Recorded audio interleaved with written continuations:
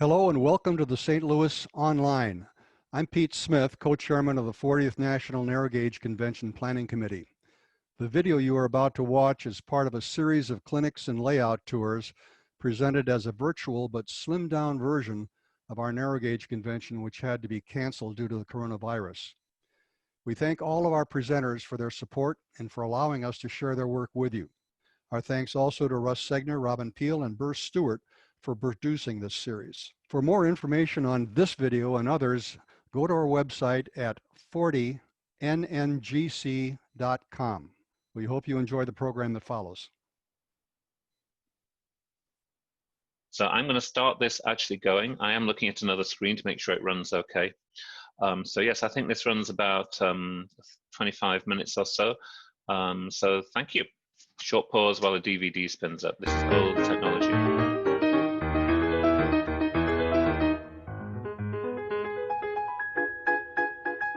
The Ozark Mineral Belt Railway is a freelance, what ought to have been, 3-foot gauge railroad serving the famous lead belt of the Missouri Ozarks. The quarter-inch scale model represents the railroad as it was in the late spring of 1939.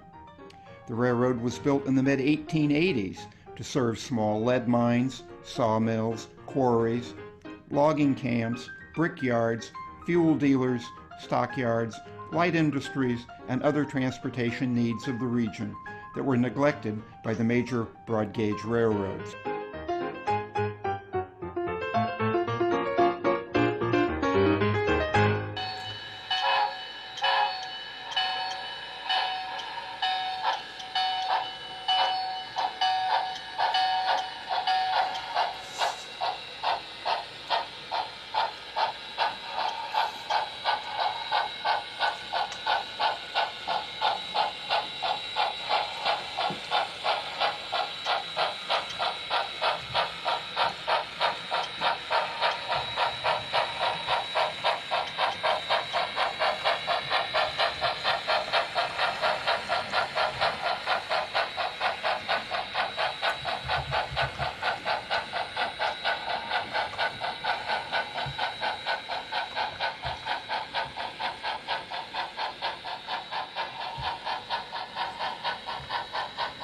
The prototype railroad is about 63 miles in length, with 2 5-mile branches and 2 tunnels.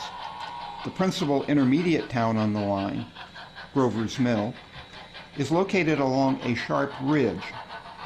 The track layout is point to point with a switchback in Grover's Mill about halfway between the terminals. High in the Ozarks is the eastern terminal in Riddle Hill. Down on the river is the west end of the line, which terminates in Merrimack Iron Springs.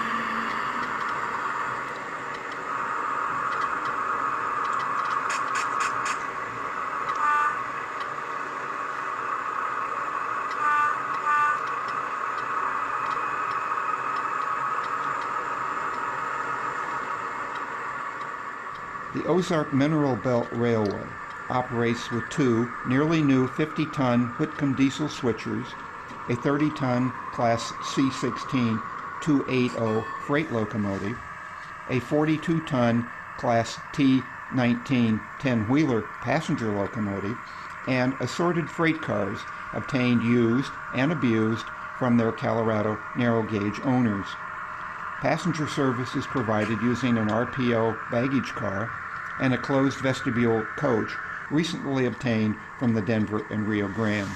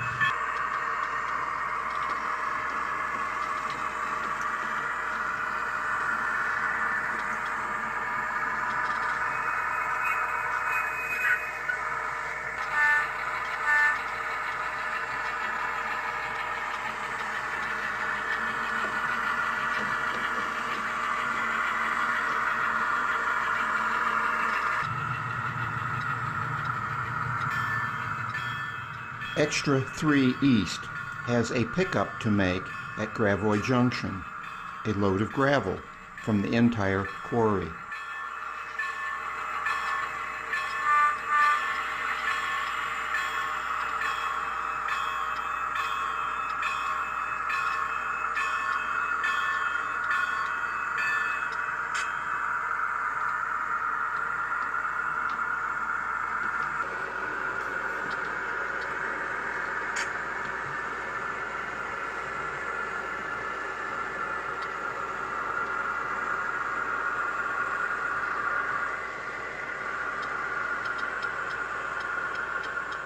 The Gravois Junction spur also serves the Tipler Lumber Company log loading facility.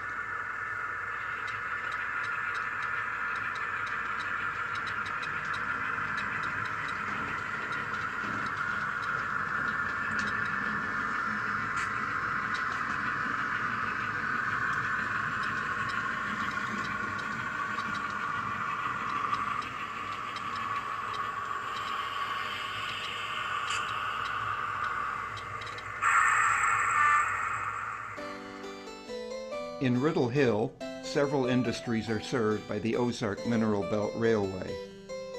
They are the Bull Run Packing Company, Osage Petroleum Distributors, the Freight House,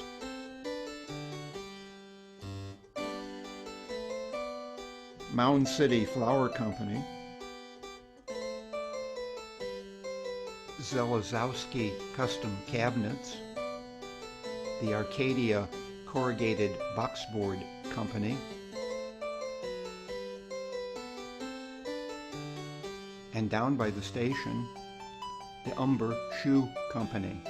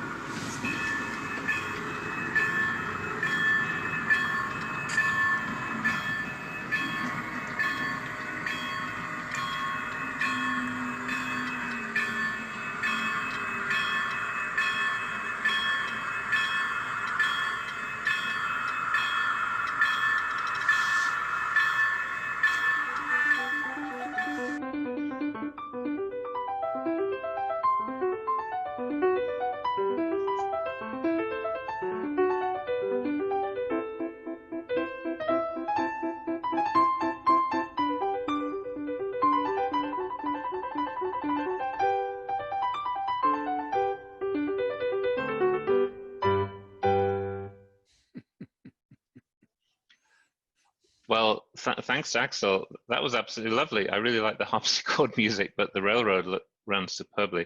So somebody asked me a question about the size of the layout. I think that was John.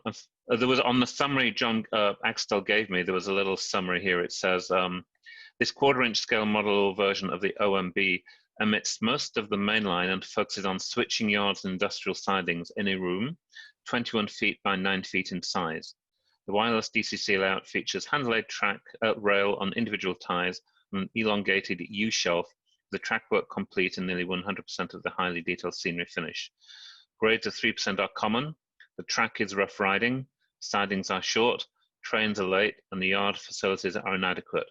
Just what one might expect for this RGS of the Ozarks. Seems pretty good to me. Can you hear me now? Yes, we can, Yes. Pete. Okay, Yes. finally. Yeah, good. For those in the Missouri area or the St. Louis area that have been to Axel's layout, feel free to chime in. But It's a tiny room and it is jam-packed with excellent modeling. yeah, And I've heard him say that some of his rolling stock is painted on only one side because he doesn't turn it. yeah. It's truly an amazing layout. It's an O scale in this tiny room. It can't be more than 9 foot wide, maybe, and maybe 12 to 15 foot long. You walk in and you're facing the U. To your left, it's one level. To your right, it becomes 2 levels. And it's just really well done. On the far left corner, you probably remember seeing a row of buildings kind of disappearing up the hillside. The buildings in the foreground are O scale, the buildings in midway are S scale, and the buildings in the far end are HO. It's the layout is really just magnificent. And to approach the railroad room, you walk through a minor machine shop in which Axtel builds live steam models, including, I think it's 12-inch gauge. I think he's built 3 or 4 locomotives that he rides behind. He's an amazing machinist. Yep. Anyway, it's a fantastic layout. Very compact, very small, but really well done. Thank you all for listening in, and I think it went over pretty well for our first attempt. And thank you for the Seattle guys one more time for putting this all together. And we look forward to seeing you next week at the same time, where we'll have 3 great clinics and 2 more layout tours. Well, so see you then. Let me add this. We'll post on the website the link to today's recordings.